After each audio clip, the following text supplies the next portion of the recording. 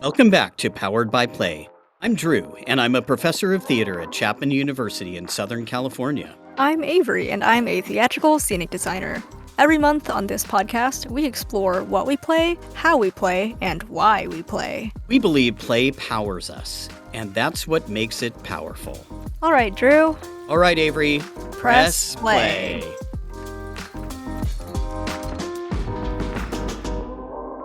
Welcome back to Powered by Play. This time, we're exploring fitness and sports. We're asking questions like, what do we do to move our bodies and keep ourselves healthy and strong? What do sports have to do with the pleasure of play? How is fitness a lifelong pursuit? And what happens when fitness and sports are simulated? I'm looking forward to this, Avery. I think this is going to be really interesting. Yeah, it's going to be really exciting. Yeah. So I guess we should start by defining some terms. What do we mean by fitness? Who decides what fitness is? So the word used to mean suitable or proper, as in that was fit for using for a meal or something like that. But now it's usually understood as healthy and vigorous, according to my very deep Google etymology search.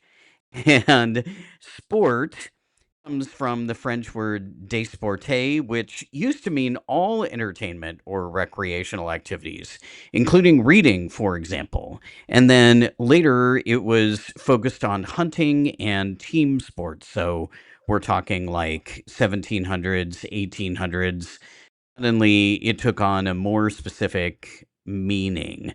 So it's interesting to me that going to the gym, for example, we call that a workout, not a play out, right? You are working your muscles, not playing your muscles, which is a little bit interesting. It's always interesting to me which words we apply to which activities. But if you are playing baseball, you are playing baseball, not working baseball. So, pretty fascinating. I guess some questions that we can ask are things like, what counts as a sport? How much physical activity needs to be present? For example, is chess a sport? Is Magic the Gathering and other trading card games, are they sports? There used to be Magic the Gathering tournaments on some channels of ESPN, which is, of course, the sport network. What about hunting and fishing? Are they sports? I mean, hunters are still often called sportsmen.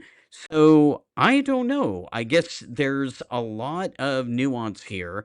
I think we have a general idea of what you and I would refer to as sports and fitness. What do you think, Avery? What do you think of all this? Yeah, I think fitness is a very important part of our lives, first of all, and it should be all about connecting your physical activity to your internal wellness and what's going on the inside.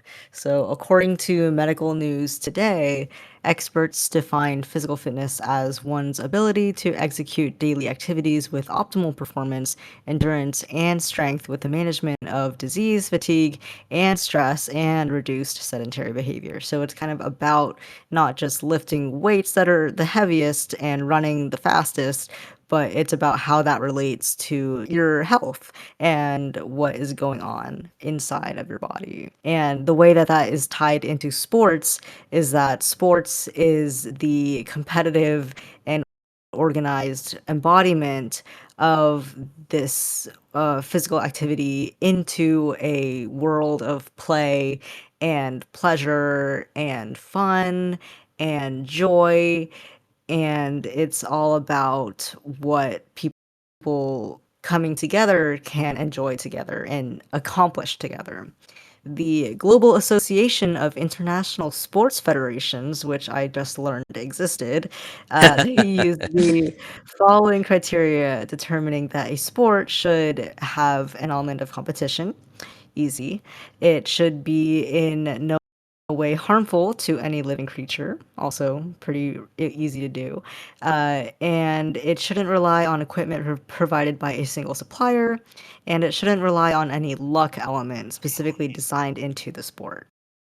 They also recognize that there's different categories of sports. So there's physical, like rugby or other athletics. There's mind sports, like chess, like you said, or Go. There are predominantly motorized ones, like Formula One or powerboating. There's ones that are based on coordination and dexterity, like snooker and other cue sports. And there's also animal supported ones, like equestrian sports. And it also reminds me of like betting on sports and how that's not always a legal thing, but is very prominent as well. Even though the betting on the sport is not a sport in it. Actually, maybe betting on sports is itself is sport too. Yeah. That's a great question. Yeah. I wonder if I wonder if betting on a sport relies on luck more than the sport relies on luck. Really Yeah, interesting. exactly. Well, maybe we should go back to our childhoods and explore this. What were our first connections with sports or with physical fitness? Okay, so as our listeners know, I was a kid in the 1980s, and so it was an interesting time to be a kid, kind of expected to play sports, expected to engage in some physical fitness. This was a time before video games, a time before VR. And so sports were mostly outside and bodily. I was put in soccer for 2 years. And although it was kind of interesting to be part of a team, I didn't love it. I didn't super love soccer. I didn't super love the idea that a ball would be flying at me and I would have to do something with it.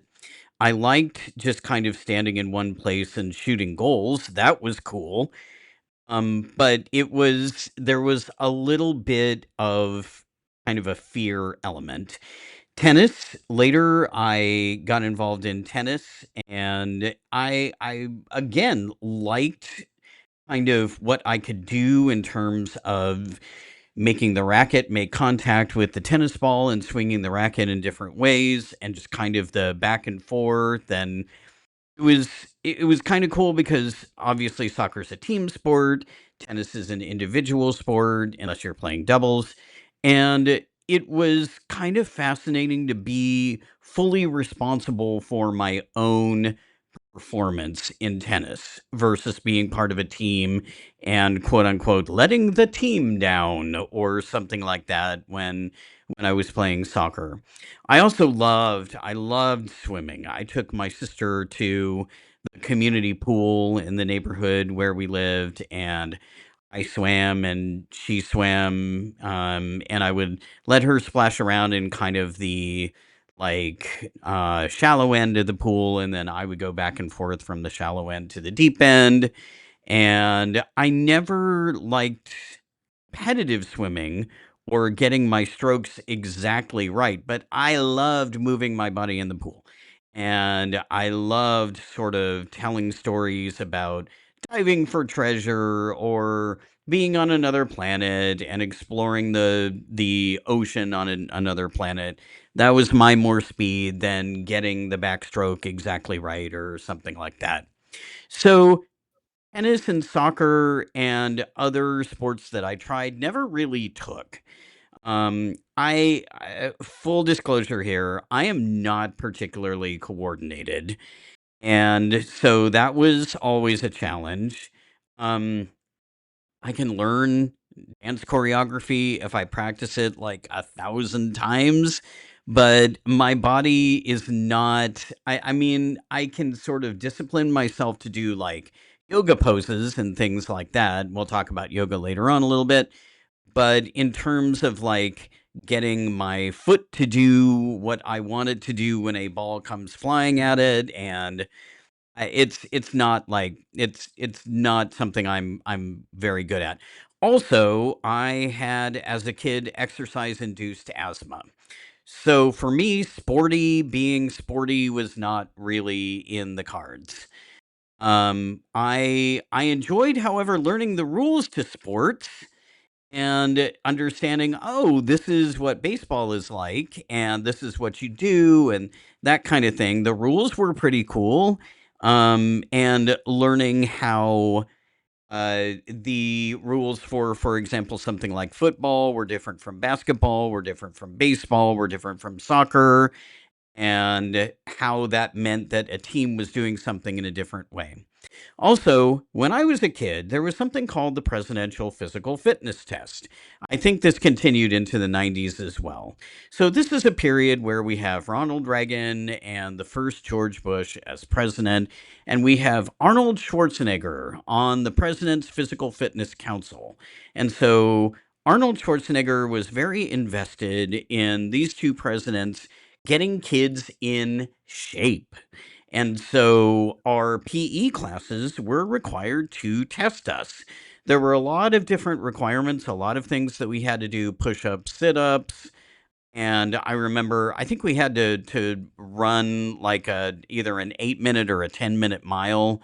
I can't remember which one it was, and then do some pull ups. And there were certain things that I could do and certain things that I could not. They allowed you to bypass certain requirements in order and you would still kind of like pass the physical fitness test. This was also the era of Jazzercise and Jane Fonda's workout, and oh my goodness, these were really interesting. So my mom would go to Jazzercise, my mom would put on Jane Fonda's workout on a VHS tape and put it in the VCR and like, work out in front of the TV to Jane Fonda saying, "Are you feeling the burn? Are you feeling the burn?"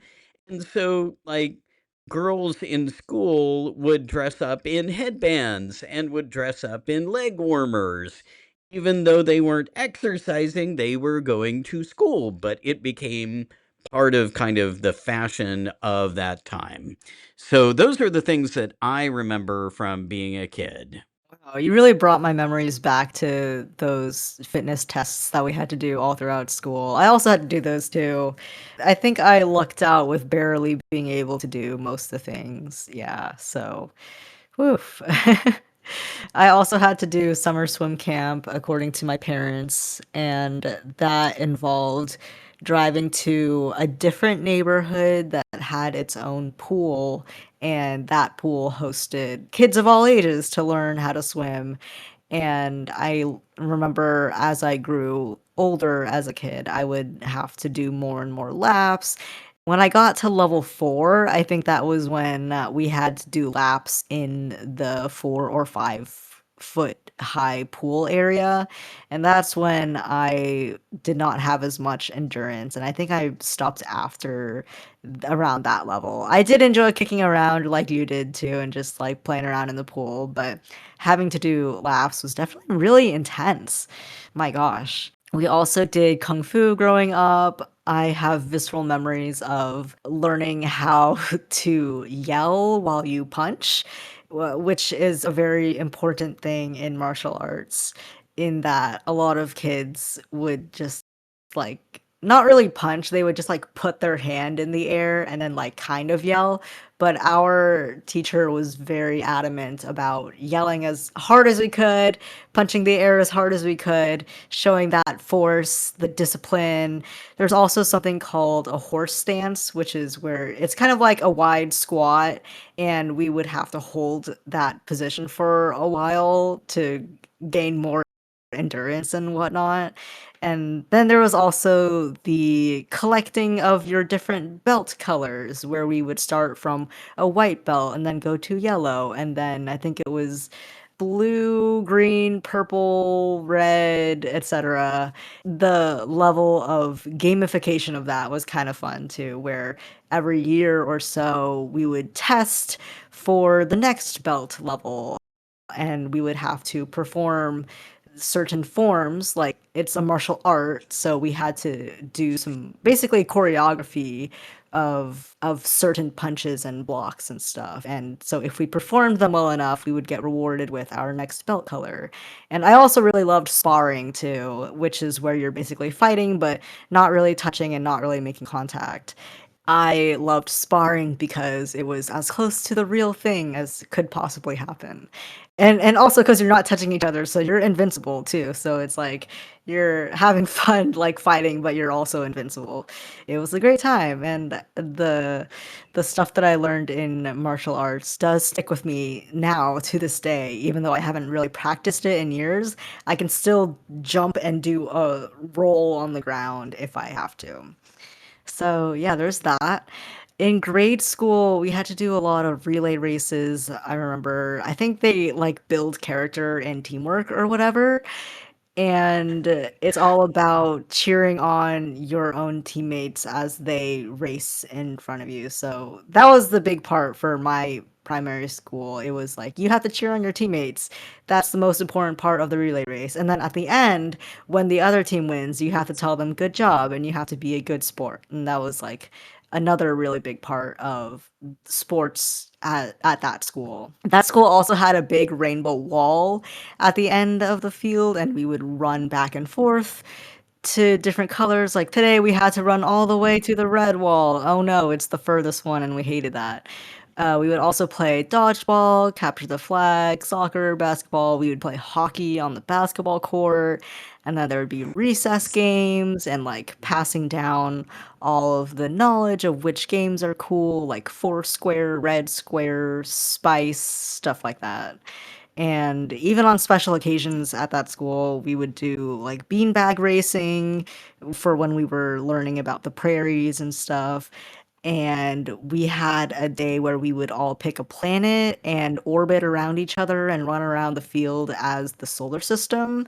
And then, of course, I don't know if you've ever had this, but sometimes they would bring in a parachute and we would just play with the parachute and just wave it Oh up and yeah, I down. remember the parachute. Yeah, it was awesome. With the parachute, you had to trade places with someone on the other side, right? You would like Yeah. run under the parachute. That's the game I remember. Yeah, running under it, sitting on it after you lift it up, all kinds of stuff. Yeah, yeah, they were cool. Yeah. And then in high school, I also did dance classes. I did track and field. I did cross country. In college, I tried to do some skateboarding, but I chickened out around the time where I was trying to learn how to jump on a skateboard because I was afraid of getting injured, which is a real thing, and the healthcare is not that much of a real thing. So I wanted to be safe and not do something too dangerous.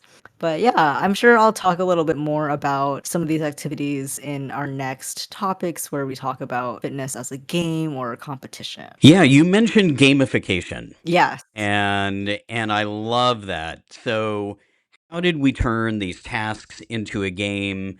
How did we turn fitness into a game? And so here I'm thinking of things like how many steps are you doing? How much weight can you put on the weight machine when you are working out? I found this great quote from Henry David Thoreau. I love this quote. And he said, "Many men go fishing all their lives without realizing it is not fish they are after." And I love this because to me it brings up what are we chasing? What drives us forward? Why do we compete? Why do we turn something in some ways that is an individual pursuit into a pursuit where we are comparing ourselves to others, right?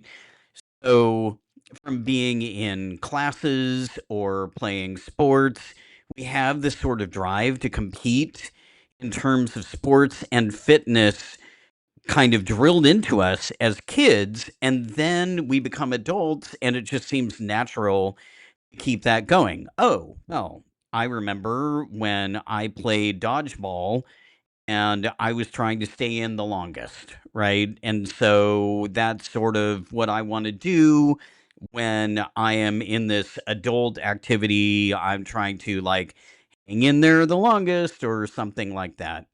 And there are watches and other devices that track steps.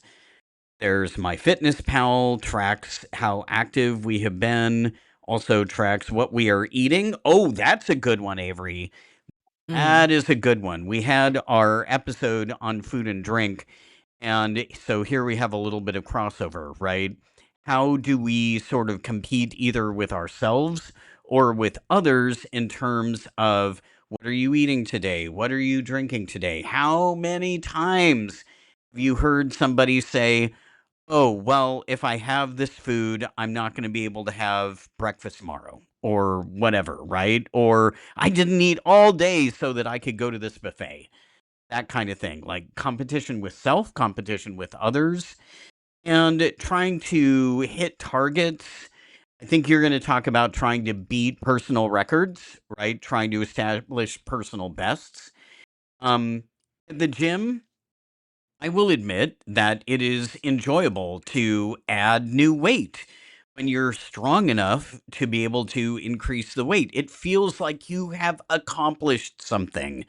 And even if you don't necessarily see your muscles getting bigger, you know you're getting stronger because, oh, I was able to press that 80 pounds with my feet 2 months ago. Now I'm able to press like 90 pounds with my feet. I'm just making up numbers. Listeners, this is not actually, I can't remember exactly what weight I do on different machines.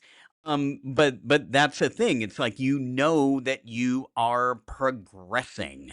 And then of course, we have all seen people showing off at the gym. There's some performative weightlifting. Oh man, how many times have you heard somebody go, "Ah, ah," and that kind of thing? Have some, I don't know. You were talking about yelling and punching at the same time for martial arts.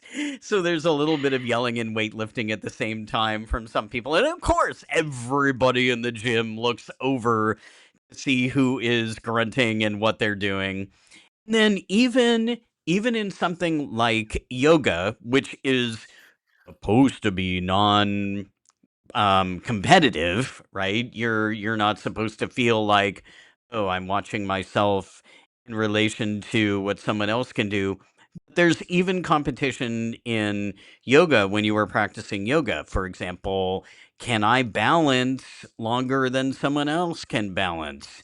And if I'm in a stance where it requires hip flexibility to move your legs away from each other, how far can I kind of like open my legs versus how far can someone else open their legs? I mean, there are all kinds of things. Can you even manage to hit a pose like hero's pose, for example, right? Or something that's a little more advanced, a little more difficult. So I think that we do see some competition slipping in here. What do you think, Avery? What's your experience been? Your retelling of the Gym Chronicles reminds me of this online trend where some guy approaches a girl and asks at the gym and asks, "How much do you weigh?" And then he's like, "Oh, well, if I can bench that much, can I get your number?" or something like that. Oh, come Uh, on, man. yeah, talk about performative. Yeah. But you also reminded me of a quote from the show BoJack Horseman, where the main character tries to go on a run one day, and he barely makes it up a hill, and then he's collapsed on the ground, and then this other guy, another runner, comes up and is like, "Hey, it gets easier. Every day it gets a little easier, but you gotta do it every day. That's the hard part." And that is just the story of personal records, and not even as literal as personal records can be, but also the mental part of it, that every day doing something more and more will help you do it more and more, basically. And I learned this a lot during my time in track and field in middle school and high school. And track and field has a ton of different events. There's sprints, there's middle and long distance events, there's hurdling, there's jumping the highest or jumping the longest, there's throwing things the furthest, and all the time the coaches are always trying to help us beat our personal records. And I like that because they're not trying to help us beat some imaginary record. No, it's all about the personal record and what you can do and how you can improve from what you did yesterday. So I did sprints and relay races in middle school, and then I did long distance in freshman year of high school.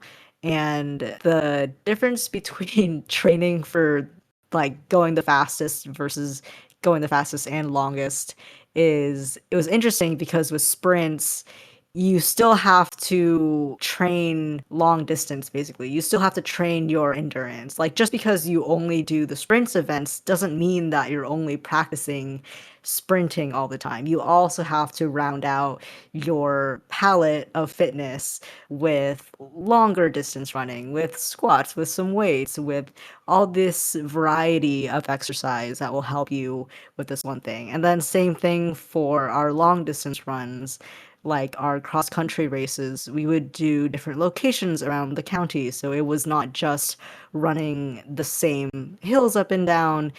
We had the privilege of variety for when we did those cross country races, and we were able to measure our 5 kilometer personal record with different areas. Like some areas had more hills, some areas were relaxing.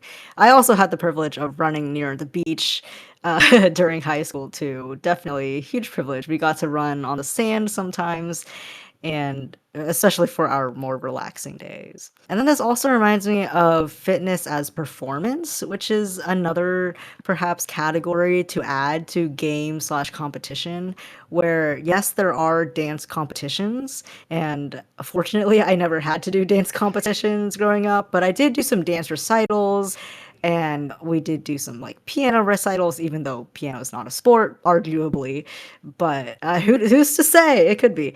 But with with dance recitals specifically, there's the aspect of the fitness part of it, like, oh, look at this group. One person did a pirouette and another did turns 5 times, and then oh, those leaps and bounds are so gorgeous. Like it's not just about the physical part of it, it's also about the artistic part and the prettiness of it and how satisfying it is to look at. And I guess same thing with like synchronized swimming, other synchronized sports where you're a group together and you're trying to be both physically amazing and artistically amazing at the same time. Like ice skating or figure skating sports too.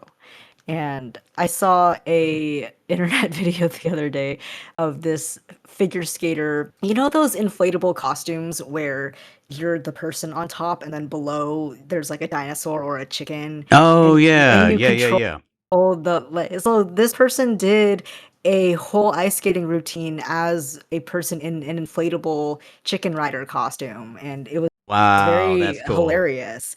Yeah, so like fitness as performance is able to bring in drama and comedy into the sport as well, which is another fascinating part of how we like to compete. But also, it's not just about the competition, it's about the spectators' enjoyment, the stories that we tell, and what comes out of it at the end. Yeah, when you were mentioning adding comedy in, I was thinking about all the marathons or 5Ks or what have you where people cosplay Mm. or people do something silly, right? And well, you can't be a serious marathon runner if you are, I don't know, have like a cape you were running in or it's really interesting, right? So there are some fun runs. I think the distinction is a fun run versus a serious run. And yeah, yeah, I had forgotten about that until you mentioned it.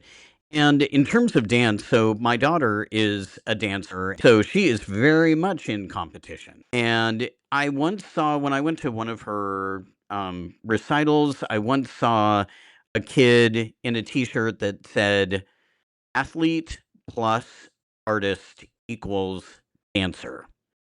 And I thought that was pretty cool. So that goes to exactly what you were saying.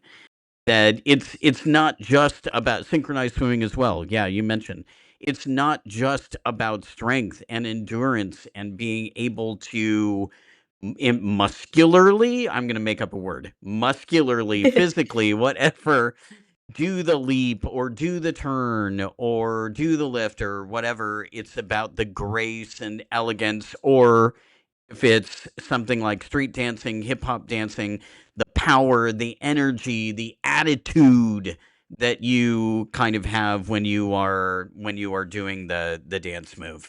Yeah, really fascinating. The intersection of art and athleticism. So, okay, right now, what am I doing in terms of exercise and fitness? So I am not participating in any sports right now.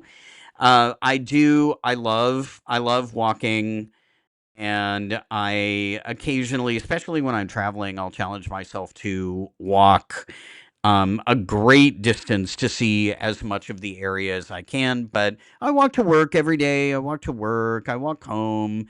I try to walk places that are um not easy to walk to, but like are reachable without a car. I try to make those opportunities to get a little exercise. And I kind of fell off the yoga train a little bit, but I for a long time I was doing yoga, and I actually need to reintegrate that into my life. So yoga was kind of especially when I was working on my dissertation back in the day, I was doing yoga quite a bit, and it actually, I think, helped me kind of be where I needed to be in order to get that project done, get that writing done. And I am going to the gym. I do have a personal trainer right now. So, hello to my personal trainer, Logan. And Logan keeps me accountable. Logan makes sure that I actually go to the gym because I am paying her to meet me at the gym at a certain time and show me how to do these different either floor exercises or like how to use the different weight machines in order to make sure that I am hitting all the different muscle groups, and I'm trying to get stronger, and I'm trying to feel like, oh, I have a little bit of endurance, or I have the strength that I need to do things like, I don't know, move boxes or do things that are just kind of part of life that you need to be able to like climb ladders or whatever, right? So tasks, let's just call it that, tasks that require some sort of physical strength. I would like to do more swimming. I need to find a pool, Avery. I need to like either join the Y or something so that I can get back in the pool. And I don't want to lap swim. We talked about lap swimming. I just want to kind of, I don't know about, like, I don't know, just have fun. Just either swim underwater and go back and forth, or get some exercise by being in the water. I think I must be, like, in the world of Avatar, I think I must be a water bender because I love water so very, very much. And so I got to get back in the pool. And then I also enjoy hiking. It depends on where I'm hiking. You mentioned like the pretty hills and the beach, and that's a lot better than, so here in Southern California, we have some really kind of like dusty roads, and I don't love hiking in the summer during the day without a lot of shade, and it's just kind of dusty and hot and sticky, and I like I yes, I like to curate my hiking experiences, Avery. I think that's what I'm trying to say. I like to make sure that I am in a space where not only am I getting exercise, but I am enjoying the experience. So that's what I'm up to right now. How about you? This year, I have done some boxing fitness classes. I have gone to a place that is primarily for women or non-men, and I really enjoyed the experience. You would just pop into whenever they had one of their class session slots, and then you would punch a bag, do a bunch of fitness workouts, punch the bag. And I really liked it because it was a really wonderful way to get out your energy, and it even felt really cathartic at the end to just slam the bag as much as you could and really, really get your anger out or any pent up stress. It was really lovely. But I ended up switching back to a bouldering gym membership this year for a little bit because I wanted to spend more time with my partner because their sport of choice is bouldering, and I wanted to spend more time with them, honestly. And unfortunately, I didn't. So I have been bouldering on and off for 5 years, and I love it very much because I just naturally have an affinity toward it. I'm kind of like a squirrel. I enjoy just like using my balance and dexterity to do this kind of low impact activity where I don't have to sweat super hard, and bouldering gyms are usually air conditioned, and there's a variety of routes for you to try. But I was a little bit spoiled because the gym that I went to in Southern California was a lot larger and had a lot more variety than the one currently in the town where I live in. And so I unfortunately I ended my bouldering membership with them like twice in the last like year or two. I stopped and I started and stopped and started just because I just ended up getting kind of bored of the the amount of stuff that I could do. They had a lot of challenging climbs and a lot of ones that were my level, but the thing about bouldering is that it's the type of rock climbing where the ceiling is only so high and you can only climb so many routes before you do all the ones in the gym. Yeah, My you're not preferred on method, ropes or in yeah. a harness. Yeah, exactly. Yeah. I do love top roping, which is where you do have like ropes and harnesses because in my opinion, you can automatically get a good workout in just by going up one route. For bouldering, I guess I'm more efficient that way. But my partner loves bouldering, but I think with bouldering, you can climb up one route, sure, but then you have to climb a lot of routes to get an equivalent workout. Or I guess I prefer a stamina workout rather than a brain workout because for those of you that don't know, with bouldering, a route is called a problem, and it's called that because you have to solve it by trying it multiple times sometimes and sitting back and looking at it and thinking about it and planning. And you do have to do an amount of planning with top roping, but I like that you can just squirrel up a giant wall with top roping and then get like a good sweat in. But I digress on that rant. I'm sure a lot of people prefer one or the other, but that's just me. And oh, within the last year, I've also done some pole dancing, which was my first time doing that, and it's very fun. It actually translates really well from bouldering because you have to use your grip strength and you have to use your grip strength to cling onto a metal pole, and it hurts a little bit at first but you get used to it, and it is a lot of your all of your muscles are getting worked out when you're pole dancing, and it's very fun, and it's also artistic, and you can express some sensuality there and some grace and elegance, and that was also fun while I did that too. Yeah, there you go. There's something that was sexualized for a long time, and it was kind of seen, oh, there are only certain people who pole dance kind of thing, right? And then in the past, I don't know, maybe 20 years, it has become democratized and it has become a way of, yes, absolutely feeling like you are getting stronger, not that you are showing your body. And so it's, yeah, it's been interesting to see the evolution of pole dancing Also, the evolution of belly dancing. So, belly dancing originally folk dancing in the Middle East, and then in the Victorian era becomes sexualized and exoticized and kind of, you have the Europeans seeing what's going on with these spaces in the colonies, and they're like, oh, well, this is what we mean by watching someone belly dance. And now it has, I guess, in the last, I don't know, 30 years or something like that, it also has become a way of exercising, particularly exercising your abs, like a part of the body that is sometimes left out by other types of exercise. Belly dancing, like that, is the focus. It is called belly dancing for a reason.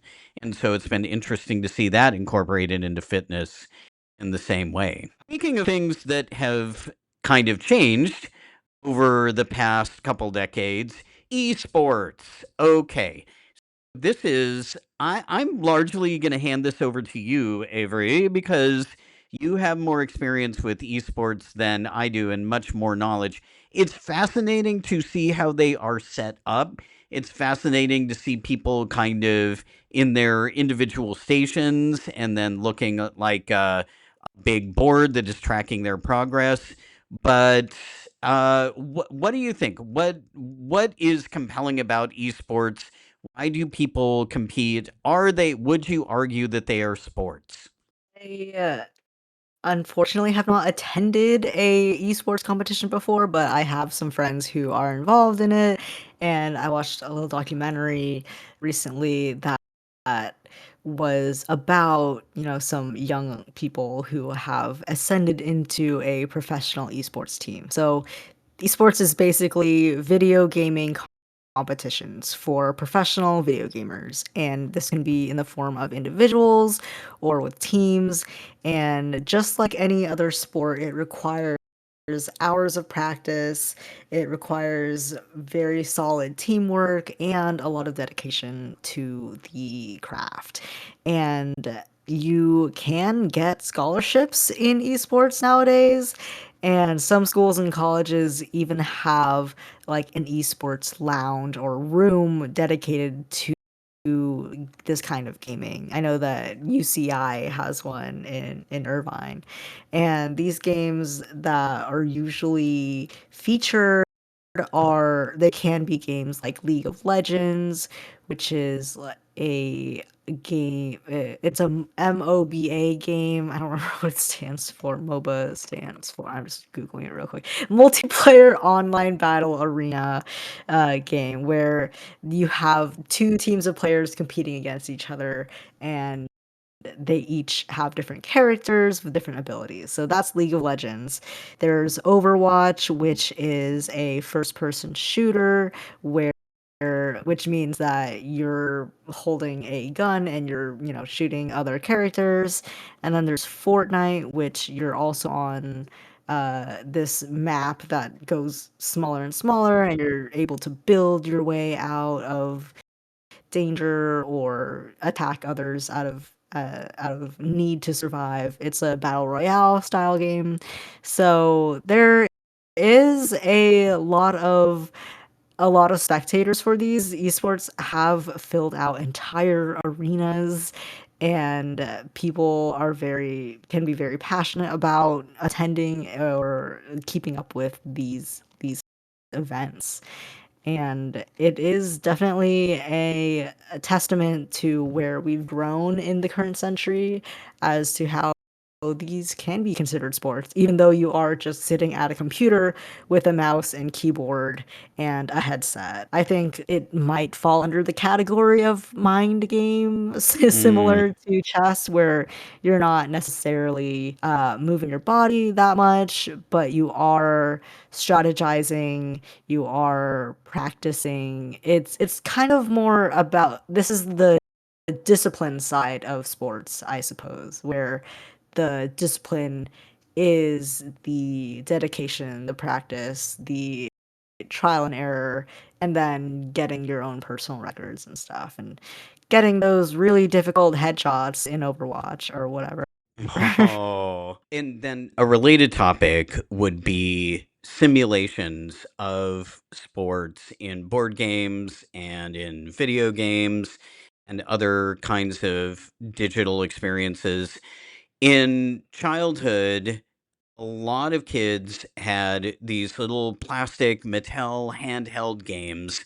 The primary one was Mattel Football, and I remember the screen was kind of surrounded by a plastic arena.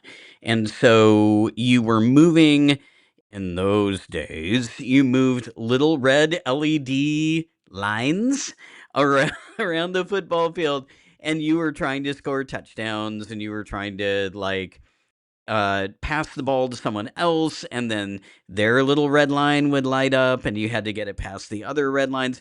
This was, oh my gosh, Avery, we spent hours and hours on these. Football was the primary one, but there was also baseball, there was also basketball. I never got the hang of this, but it was pretty interesting to try it. So this was like very, very foundational for the stuff that would come next. The very first Atari video game was Pong. It was a digital version of ping pong. And so you were like hitting, had little paddles, and you were hitting the ping pong ball across the digital table to someone else. And again, it was like lines and dots or lines and squares. We didn't even have smooth rounded dots, right? It was the ping pong ball was a square that would go between the two lines. So those have birthed, I mean, countless digital simulations of sports. Like Madden football is probably the big one that people think of. And so lots and lots of video games that put you into the sport. And during the pandemic, a lot of folks started kind of doing workouts indoors because that's all we had. So the VR revolution hit around that time. That was when I first got an Oculus, now known as a Meta Quest. So but it was an Oculus back then. Played Beat Saber to work out. Racket NX was one that I played to kind of work out. And this is you are simulating someone. I don't even know what this competition field is. It's sort of like if my listeners remember the original movie Tron, where the characters in Tron were standing on two sort of separate platforms and throwing things at each other. That's kind of like Racket NX, but you're hitting something towards, I guess you're in a dome and you're hitting glowy things that will give you points. Dance Dance Revolution, of course, in the arcade, one of the biggest sort of initial. We're gonna get you actually moving, and you're gonna move around, and the camera is going to track you.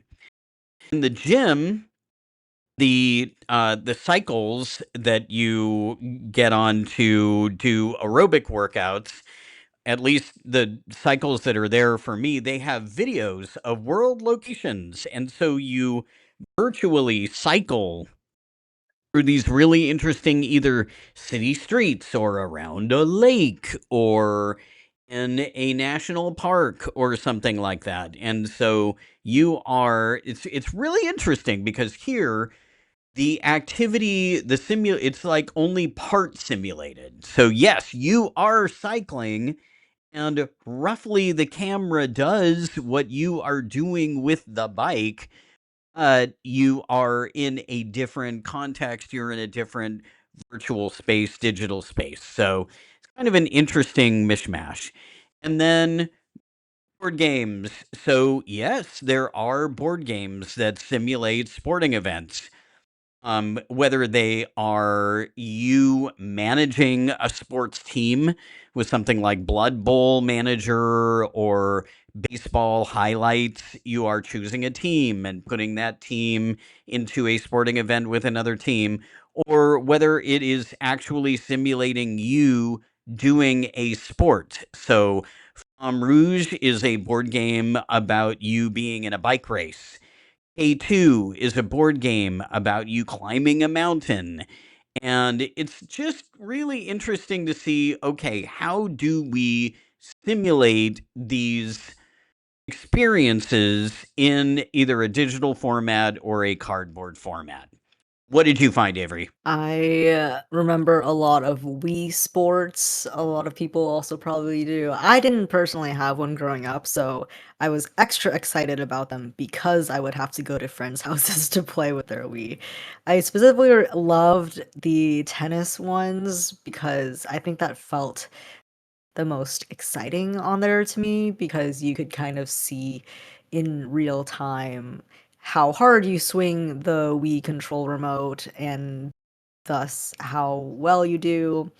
I think there was also bowling, which was interesting because I know that nowadays I've played bowling on the Nintendo Switch Sports version where you can just like align where you are and then swing it straight. So it's kind of like, what's the point of it? Because I don't know how to explain it better, but you kind of like control where your aim is via the controller, and then all you do is swing. So it's like how that it's much easier than it is in real life, I guess is what I'm trying to say, bowling on the Wii or Nintendo. But my family growing up had an Xbox Connect with our Xbox 360, and it's basically just a camera that tracks your movements during gameplay. So there was Dance Central 3 that I played. There was Connect Sports, so they had the sports for that. But there's no, with the Xbox Connect, you're not holding a controller or anything, so you just kind of mime everything, which is interesting. And with Connect Adventures, that's like the main game where you have I don't know, you're just going through like the jungle, you're traveling through this world, you have to jump your raft over waterfalls and stuff and get points that way. That's all that I remember from that. And the Nintendo Switch has a similar thing called Ring Fit Adventure that I have, where you basically have a Pilates ring. It's like a big steering wheel size ring, and you connect the Nintendo Switch controllers to the ring, and then you basically can squeeze or pull or lift or swing the ring around to get your exercise reps in. So I think that's also another interesting way to gamify fitness because in this game you also defeat other monsters that are fitness themed, and it's cute because your avatar is a human but the monsters are like really really buff because they represent, your enemies. And then there is Just Dance, which is a classic on the Switch, and you basically follow along these glowing dancing avatars as you mirror their movements to create a dance routine with you and your friends. And my friends and I played that for my partner's birthday, and they loved it a lot. And there's always that one person who has the remote in their hand and doesn't do any of the movements other than the remote hand because there's no way for the machine to track how thoroughly into it you are other than the remote. So you can always just kind of trick the game into thinking that you're doing everything right. But Oh, that's funny. yeah. And just because I like video games a lot, my partner assumes that I would be good at Dance Dance Revolution. And I remember growing up, I'm very average at that game, but I have seen people go really hard on DDR at the arcade, and that is definitely a sport if I've ever seen one. Oh, heck yeah. And it's really fun to see people who are excellent at DDR and then the crowds that gather around to watch them on the pad. Yeah. It almost becomes like a dance recital, you know? Yeah. Speaking of crowds gathering, okay, there are some times that fitness and sports are about the social aspect. They're about getting to chat with people in a different way. And so, what kind of space is allowed by the particular sport or activity that you're engaging in? So, I put down a few examples: hiking. Conversations that you have when hiking are different because you're responding to what's going on in nature around you. And, oh, do you see that bird? Or do you see the fire damage there? Or that kind of thing. And you can also get into, so what's your life like right now? But it's interesting that the world becomes your conversation. The world guides your conversation. And it's pretty fascinating because nowhere else would you have the opportunity to say, well, let's talk about growing things or let's talk about the natural world other than when you are actually in the natural world and can point to things. Golf and miniature golf, you're going to talk about miniature golf. And so, yeah, this is a really interesting opportunity. I'll let you take that. And fishing and hunting. I mean, how many times have we seen people who, like Thoreau's quote, it's not really about the fish. It's not really about catching fish. It's about being out on the water or being next to the water and just kind of being at one, I guess, with the water that's around you and the people who are with you. I remember when I used to go fishing on my grandfather's boat, definitely to me as a child, the more important thing than catching a fish was actually what it felt like to chat with my dad and my sister and my grandpa. And there were times when it was like my grandfather had a voice like this. He would say, "Don't talk. You're gonna scare the fish." And so it was kind of like you can socialize while the boat is moving, but if you are in one place waiting for fish to bite, then you had to be quiet. And then hunting, I think, kind of similar. I was taken on hunting trips when I was a little kid, and it was also very much you are quiet, you watch for things, you wait for things. But when you're going to where you are going to kind of station yourself, to wait for an animal to appear, like when you're on your walk through the brush or whatever it is, and you can have a little conversation. And those conversations are interesting because again, they're about like what animals do you think we're going to see? Do you think that the dog is going to be able to point to a pheasant? Is our dog going to be able to do what a hunting dog is going to do? Or what types of guns did you bring? It's a very, very interesting culture and conversation, and I have to admit, not one that I kept up with after childhood, but there is definitely a little corner of my mind that remembers this is what it was like to be with a group of hunters, and this is what it was like to kind of think about the closing the gap between you and the animals that you actually are going to eat. So I know you have some great examples. Socializing. Yes. Growing up with 2 other siblings, my parents definitely found all the options in town for us to get our fitness and socializing in. So, I loved going to roller skating rinks growing up. They always had whenever you walked in, it would always smell like popcorn and nachos. This very specific nostalgic smell, and they would always have the arcade machines at one end, and you'd see all the families of all ages coming in to skate. There would always be the kids who are still learning, so they have to cling to the walls and are a hazard because they're stumbling around a lot. And then there's the referees in the middle making sure people are going in the right direction. And you can also rent these little strollers that help you learn how to skate as a kid. All those different experiences help make the roller rink a very fun, family-friendly place to be. And a lot of times they would also have certain sections of the skating session where they would turn out the lights and then they would have these glowy lights come on. And that was also always really special for me. I wish they did that at ice skating rinks, honestly, where they would turn off the lights and have special lights there. I don't know. I think it would be fun. Blades on your feet. Let's turn off the lights. I'm just saying. Okay, Oh maybe no, maybe I they can totally have get it.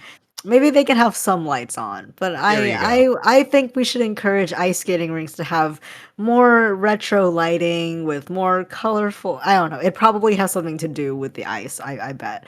But ice skating rinks are very similar. You go in and it just smells like an ice rink. It's lovely. They always have like a hot chocolate at the snack bar, and all your favorite songs are playing while you're skating around. And yes, there are blades on your feet, so there are a lot of dangers. And yes, at both kinds of rinks, you can indeed fall and get bruised really badly. I've crashed into several people myself. Um, but it's a great opportunity to chat with your friends while racing them around and chasing each other about. And yeah, there's also golf courses and mini golf courses. I There actually are some internet videos of women who work on golf carts at golf courses. And I think it's really interesting how these women's job is to like socialize with the old white men that are at these golf courses and pour them drinks and ask them how their day is going and then get tipped really well in cash. And I just think that's fascinating.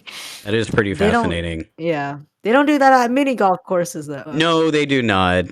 Yeah, kind of. It reminds me almost of geisha. Your companion that and it's about conversation, and it's about like you said, pouring drinks and saying, "How's your day?" and looks like you're doing well.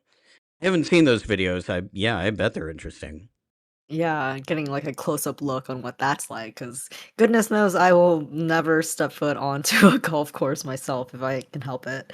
But mini golf courses are another story because they're for the family in general, and they're often themed to be fantasy or castle-y and all that. And I'm actually working this summer on a immersive Dungeons and Dragons themed mini golf experience at the local escape room, and they are going to install a bar for drinks and have some private themed rooms for reservation.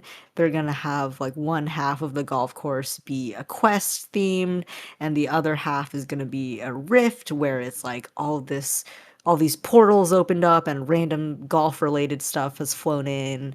And it's called Parcadia to emphasize the pun of par as in golf and then Oh, Arcadia I get as in it. I get it. fantasy. Okay. Ha ha ha. Yeah. Yes. Ha ha ha. And I think there's a lot of fun stuff that you can do with mini golf. There have been a lot of places that have done glow in the dark mini golf, which is interesting. And I guess it's safer because the lights are out, but there's no sharp things around. But there's a lot that you can do with this idea, apparently. And the last thing on my list is bowling, which nowadays I don't really like it anymore. I never really did like bowling. It's really loud. There's too many people sometimes. The bowling balls feel weird. And then you have to rent shoes. I mean, I guess you have to rent shoes at all of these places. But as a kid, I didn't understand why I had to rent shoes for bowling. They never really explained it super well to me, so but I don't know, skates I understand. Anyway, yeah, not my favorite, but bowling definitely another very socially active activity for sure. And what's interesting is, I think, in in business or like during a job or something like that, they will often say, "Hey, we're gonna go bowling to have a little recreation, right? Or we're gonna go golfing." And I mean, that old trope that so much business is done on the golf course, you know? Or let's go and we'll go bowling and we'll have a little like in company competition, and sometimes that gets a little bit intense, and you have to think about, oh, do I want to sign up for bowling, because how am I going to be not a good employee if I don't get at least a few strikes? So I know, pretty crazy, pretty crazy. Oh, yeah, and one more thing is also playing pool at the bar too. How could I Oh, forget about that? yeah. Yeah. There's also always, like, socializing with pool. I think my classmates literally just invited everybody to pool tomorrow, so I guess that might be in my fitness cards soon. Sounds like it. Or darts. Yeah. A few years ago, I wanna say, like, 3 years ago, something like that, my partner and I got on this darts kick, and she got me a dartboard, and we started to, like, practice kind of how could we get better at throwing these darts, and we did actually get better at throwing the darts. Reminds me of that classic episode in Ted Lasso. You remember the episode Mm, where yeah. it's to I mean, Ted Lasso isn't posturing, right? But Rebecca's husband, I can't remember his name, but he's coming in and starting to badmouth her and starting to badmouth Ted's team.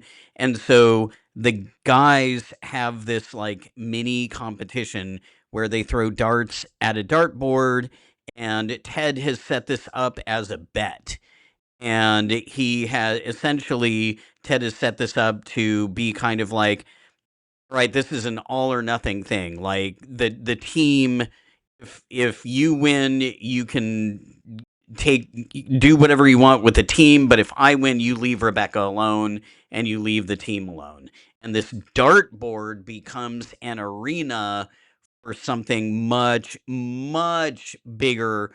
And the stakes of that simple dart game take over that moment. It's actually it's one of the best kind of moments of a sporting event in all of television. And it's just this little dart game. It was really wild.